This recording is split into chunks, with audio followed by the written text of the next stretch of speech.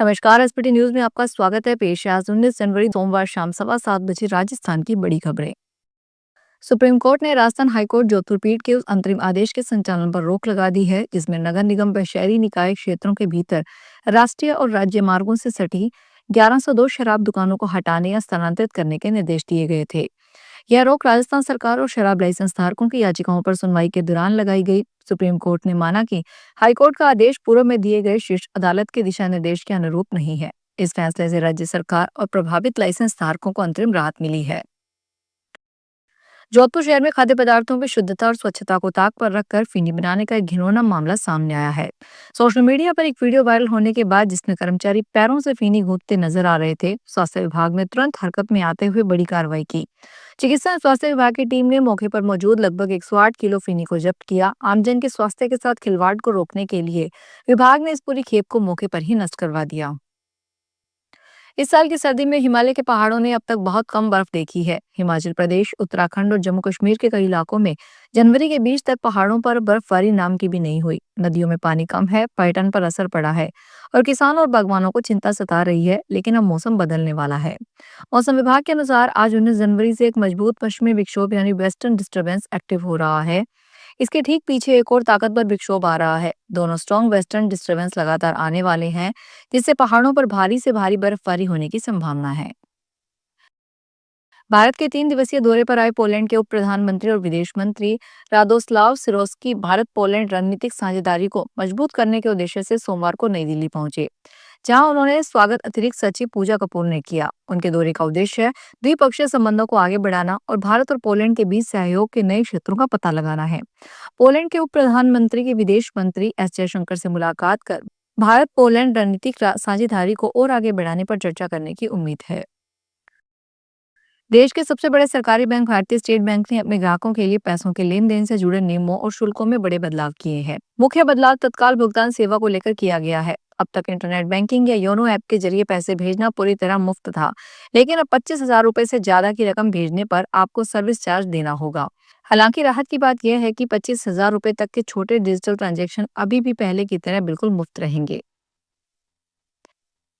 हरियाणा के हिसार में स्थित प्रसिद्ध जिंदल टावर पर एक युवक द्वारा जान जोखिम में डालकर स्टंट करने का सनसनीखेज मामला सामने आया है। युवक 282 फुट की ऊंचाई पर बियर की बोतलों पर सिर रख कर करतब कर रहा है। हरकत में डायल 112 की पुलिस ने टीम ने युवक को काबू किया। वह राजस्थान के हनुमानगढ़ का रहने वाला है। युवक ने इस दौरान हाथ जोड़कर पुलिस से माफी भी मांगी।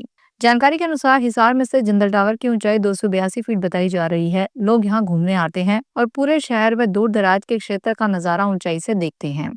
इसी टावर पर चढ़े हनुमानगढ़ के एक युवक ने बियर की बोतलों के साथ जानलेवा स्टंट किया। अजमेर में बैंक ऑफ बड़ौदा की ब्रांच में चोर छत तोड़कर अंदर घुस गए, फिर लोकर रूम को निशाना बनाया। घटना जिले के सावर की है। छत को तोड़ने के लिए कटर व मशीनरी का उपयोग किया गया। पुलिस का मानना है कि किसी बड़ी गैंग का काम है। घटना की सूचना मिलते ही सावर थाना पुलिस मौके पर पहुंची और जानकारी जुटाई। केकड़ी सीओ हर्षद शर्मा भी मौके पर पहुंचे। वहीं एसएफएल टीम मौके पर बुला लिया गया है। केकड़ी एडिशनल एसपी राजेश मील ने बताया कि किन लोकर से क्या चोरी हुआ है, इसका पता किया जा रहा है। अजमेर के महर्षि दयानंद सरस्वती विश्वविद्यालय में छात्र छात्राओं से जंचवाई जा रही उत्तर पुस्तिकाओं सहित अन्य अनियमितताओं को लेकर एनएसयूआई प्रदर्शन कर रही है। कार्यकर्ताओं ने कहा कि यह छात्रों के भविष्य से खिलवाड़ है और यह कतई बर्दाश्त नहीं किया जाएगा। एनएसयूआई कार्यकर्ताओं की ओर से यूनिवर्सिटी के गेट को बंद कर उस पर चढ़ गए और नारेबाजी कर प्रदर्शन किया। बाद में नकली नोट उड़ाकर प्रदर्शन किया। कार्यकर्ताओं के प्रदर्शन की सूचना पर सिविल लाइन थाना पुलिस का जाब्ता भी मौके पर पहुंच गया। सीकर जिले में प्याज की खेती करने वाले किसानों के लिए राहत भरी खबर है। करीब 1 साल बाद प्याज के भाव में अच्छा उछाल आया है, जिससे किसानों के चेहरे खिले हुए हैं। सीकर की प्याज अब अलवर, पंजाब, हरियाणा और दिल्ली की मंडियों में भेजी जा रही है। बढ़ती मांग और बेहतर दामों में किसानों की आय में सुधार हो रहा है। विशेषज्ञों के अनुसार आने वाले दिनों में भाव और मजबूत रहने की संभावना है, जिससे खेती को नया संबल मिलेगा। नई फसल आने के बाद ही बाजार में मांग भी बढ़ रही है, जिसका सीधा फायदा किसानों को मिल रहा है। पूर्व मंत्री महेंद्रजीत सिंह मालविया ने कांग्रेस में घर वापसी के बाद राजस्थान प्रदेश कांग्रेस अध्यक्ष गोविंद सिंह डोटासरा से मुलाकात की। पार्टी हाईकमान से मंजूरी मिलने के बाद अब मालविया औपचारिक रूप से कांग्रेस की अध्यक्षता लेंगे।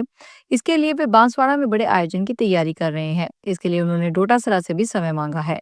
मीडिया से बातचीत में मालवीय ने कहा कि बांसवाड़ा में बड़ा आयोजन किया जाएगा, जिससे पूर्व मुख्यमंत्री अशोक गहलोत, पूर्व मुख्यमंत्री सचिन पायलट, नेता प्रतिपक्ष टीकाराम जूली सहित कई वरिष्ठ नेताओं को आमंत्रित किया जाएगा।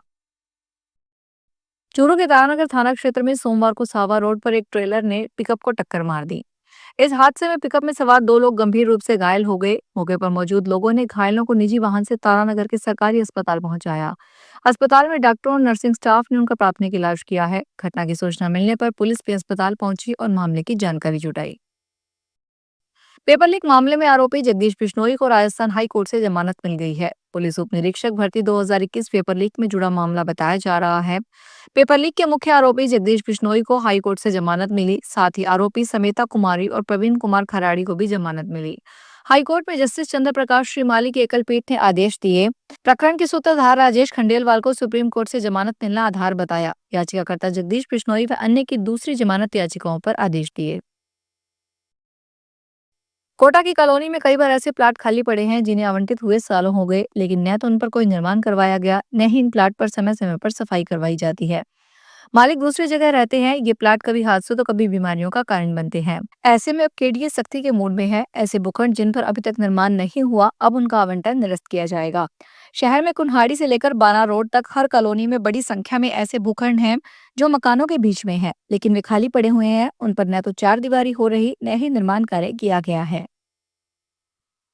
झालावाड़ जिले के रुडबाट गांव में खेत की रखवाली कर रहे किसान पर तेंदुए ने अचानक हमला कर दिया। इस घटना से गांव में दहशत का माहौल बन गया। हमले में किसान राधेश्याम गंभीर रूप से घायल हो गया। बताया जा रहा है कि किसान रात के समय अपने खेत में फसल की रखवाली कर रहा था, तभी झाड़ियों से निकलकर तेंदुए ने उस पर झपट्टा मार दिया। घटना की जानकारी मिलते ही झालावाड़ वन विभाग को भी सूचित किया गया है। वन विभाग की टीम क्षेत्र में पहुंचकर तेंदुए की गतिविधियों पर नजर रखेगी और ग्रामीणों को सतर्क रहने की सलाह दी गई है। पुलिस कमिश्नर ओम प्रकाश के नेतृत्व में जोधपुर पुलिस ने अवैध पेट्रोलियम पदार्थों के खिलाफ एक बड़ा अभियान छेड़ रखा है। इसी कड़ी में डिस्ट्रिक्ट स्पेशल टीम ने मोगरा क्षेत्र में छापामार कार्रवाई करते हुए भारी मात्रा में अवैध बायोडीजल बरामद करने में बड़ी सफलता हासिल की है। 20,000 लीटर बायोडीजल बरामद। प्रभारी महेंद्र सिंह राठौड़ की टीम ने मुखबिर की सूचना पर मोगरा इलाके में दबिश दी। इस कार्रवाई के दौरान टीम ने तकरीबन 15 से 20,000 लीटर अवैध बायोडीजल जब्त किया। इतनी बड़ी मात्रा में अवैध ईंधन का मिलना इलाके में चल रहे बड़े रैकेट की ओर इशारा कर रहा है। फिलहाल इस बुलेटिन में इतना ही। फिर हाजिर होंगे बड़ी खबरों के साथ।